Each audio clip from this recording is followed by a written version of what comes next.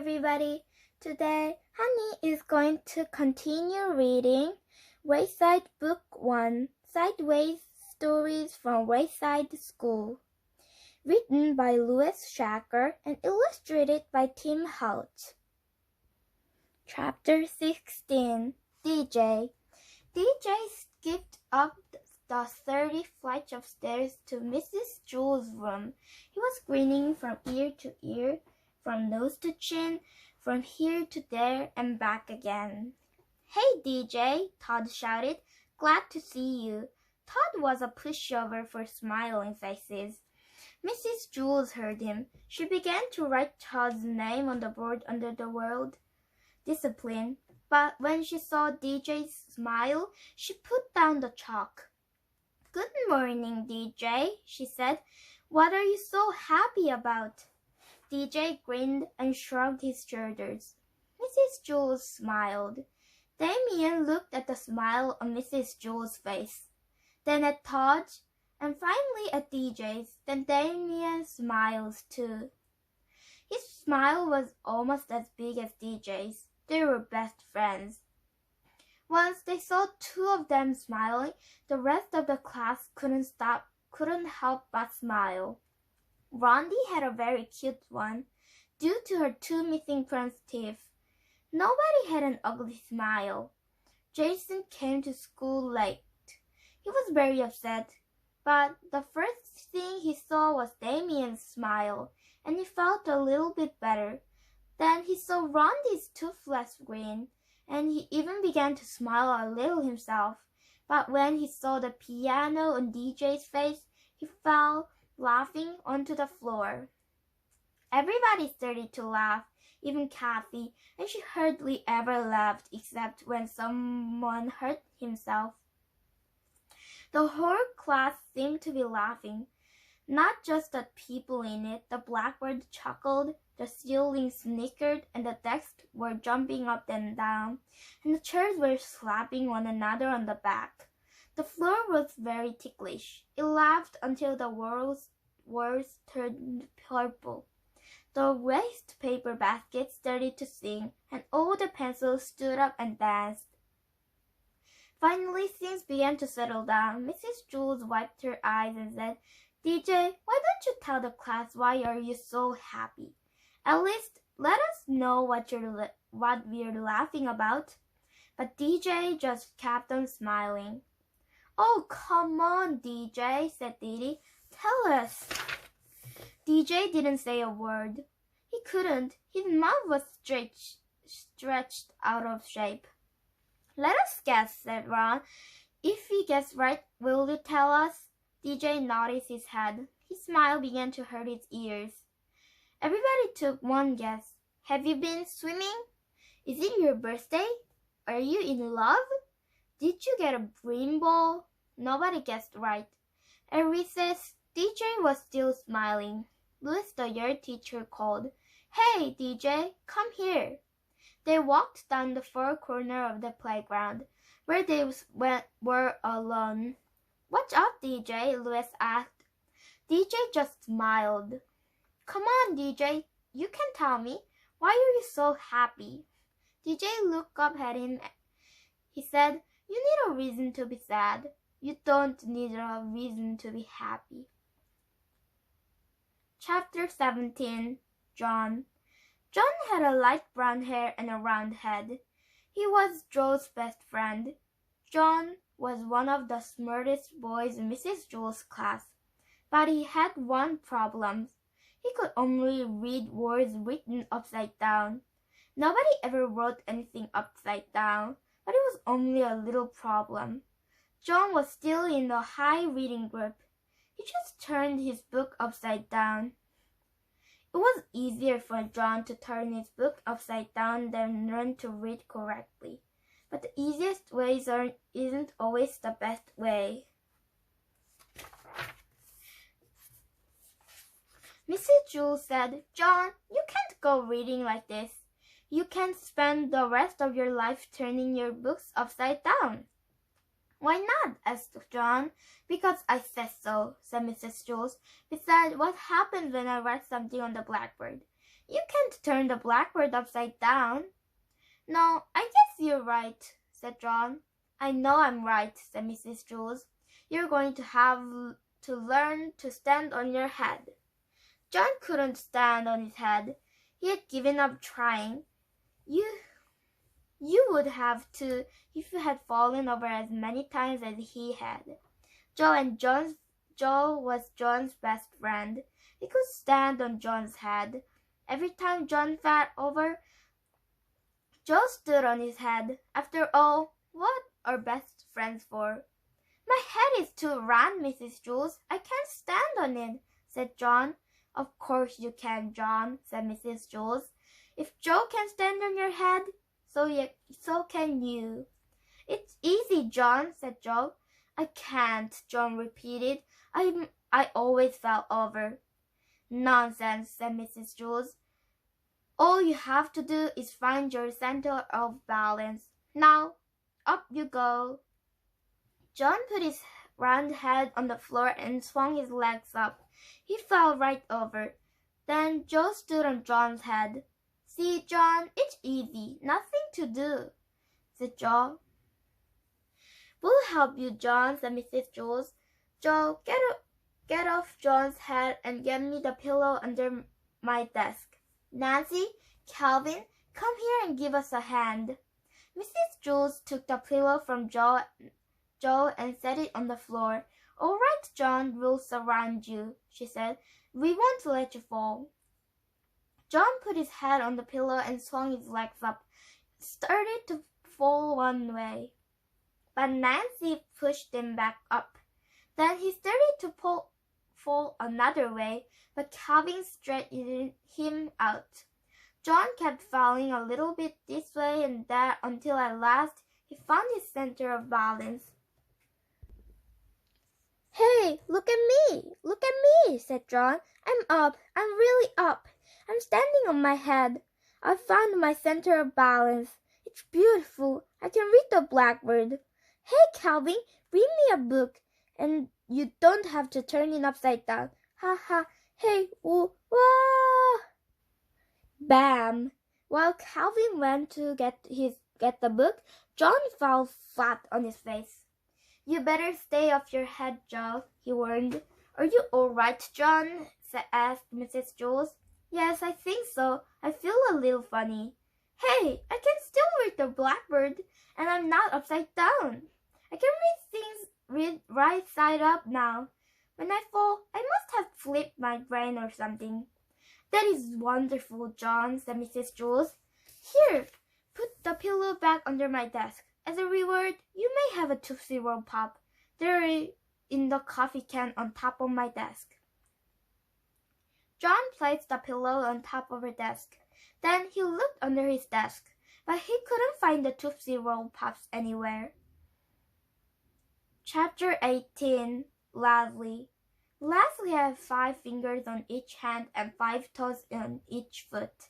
For each hand she had an arm, and for each foot she had a leg. She was a very lucky girl, and she had 2 lovely long brown pigtails that reached all the way down to her wrist. When Mrs. Jules asked the question, Leslie could raise one of her hands. When Leslie was adding, she could count on her fingers. When Paul pulled one of her pigtails, she could kick him with one foot while standing on the other. But Leslie had one problem. She didn't know what to do with her toes. She had 10 adorable little toes and nothing to do with them. As far as she could tell, they served no useful purpose. Suck your toes, that's what I do, said Shirley.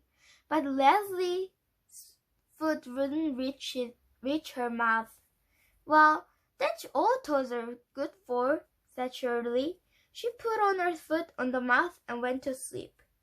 No, thought Leslie, they must be good for something. They just have to be. During recess, she asked Dana, Dana, what do you do with your toes? I scratch the back of my legs, said Dana. First, I scratch my left leg with my right foot, then I scratch my right leg with my left foot. But my legs don't itch, said Leslie. That's good, said Diana. In that case, you can scratch my legs. With your help, I can scratch both legs at the same time.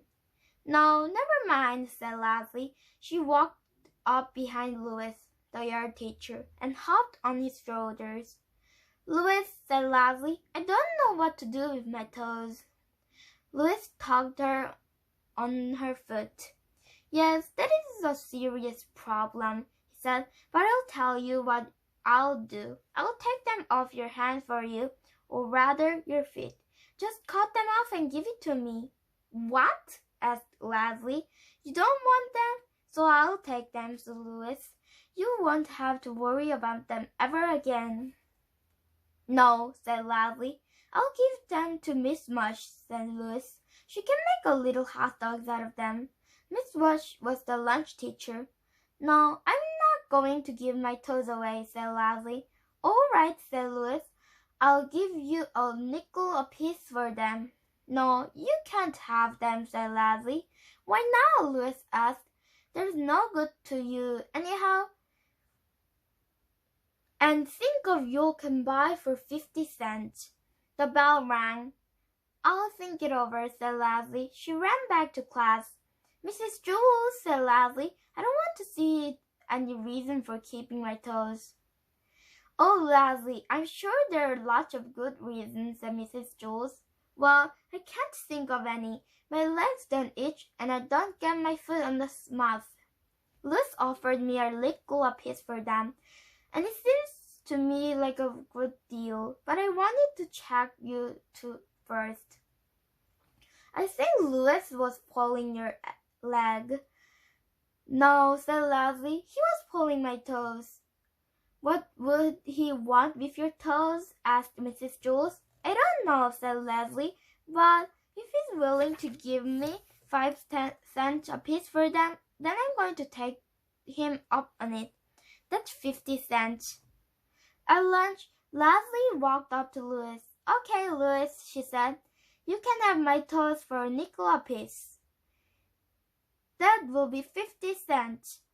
Not so fast, said Louis. Let me look at them first. Leslie took off her shoes. Yes, yes, said Louis. The big ones are good. Then the ones next to them. But the most I'll give you for rest of your toes is 3 cents each.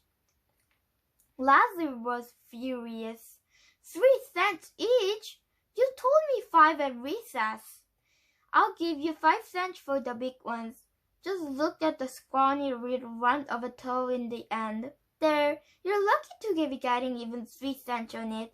I think you're getting a darn good deal. If I happen to like that toe, said Leslie. Fine then, said Louis. Keep it. I'll just take 2 big ones. Then I'll call it square. He reached in his pocket and pulled out a dime. Nothing doing, said Louis. These toes are sort of a set. Each either owes 10 or 50 cents or no deal. What I'm going to do with just 8 toes? Then forget it, said Louis. I'm not going to give you a nickel for these scrawny little toes. Fine, said Leslie. No deal. My toes will still be here if you change your mind. She turned and walked toward the hopscotch area. Wait a second, Louis called. I'll give you $1 each for your pigtails. Leslie turned around and looked at him with furious eyes. Cut my hair, she exclaimed.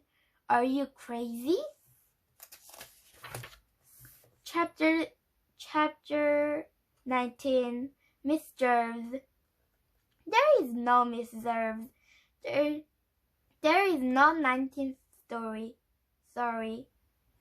Chapter 20. Kathy. Kathy doesn't like you. She doesn't know you, but she still doesn't like you. She thinks you are stupid.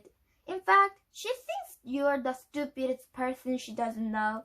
What do you think of that? She also thinks you're ugly. As a matter of fact, she thinks you're the ugliest person she doesn't know. And she doesn't know a lot of people.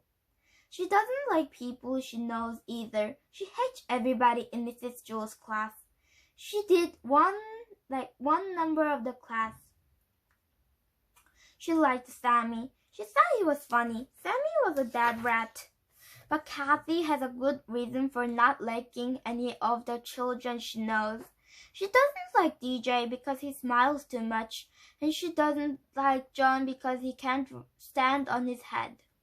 Kathy once had a cat named Skunks.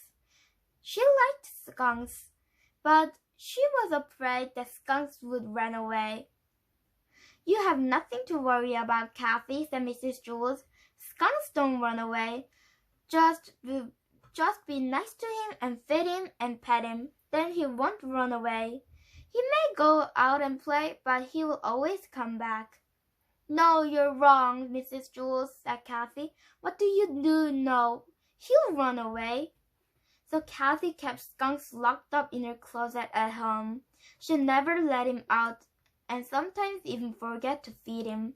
One day, while Kathy was looking for another shoe, Skunks ran out of the closet and never came back. You said he would come back, Mrs. Jules, said Kathy. He never came back. You're wrong. I was right.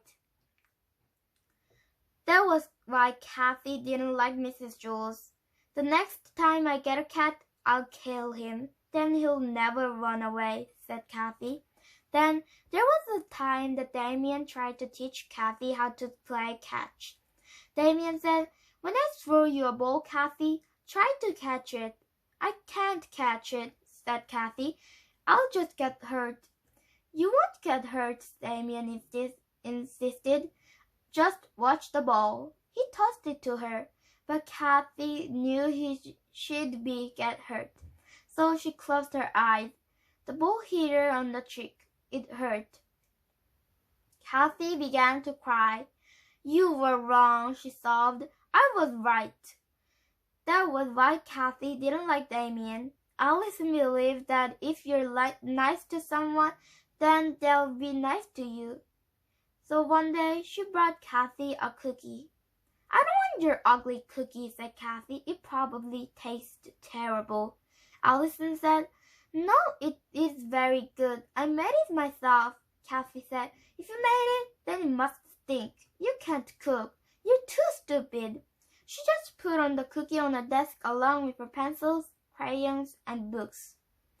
3 weeks later, Kathy was hungry. All right, Allison, she said, I'll try your stupid cookie. She took it out from the desk. It was covered with dust. She bit it. It was hard and tasted terrible. See, said Kathy, I was right. That was why Kathy didn't like Allison. Yes, Kathy had very good reason for not liking anybody she knew, but she also had a good reason for not liking you, and she doesn't even know you. Her reason is this. She knows that if you ever met her, you wouldn't like her. You don't like Kathy, do you? See, she was right. It's funny how a person can be right all the time and still be wrong.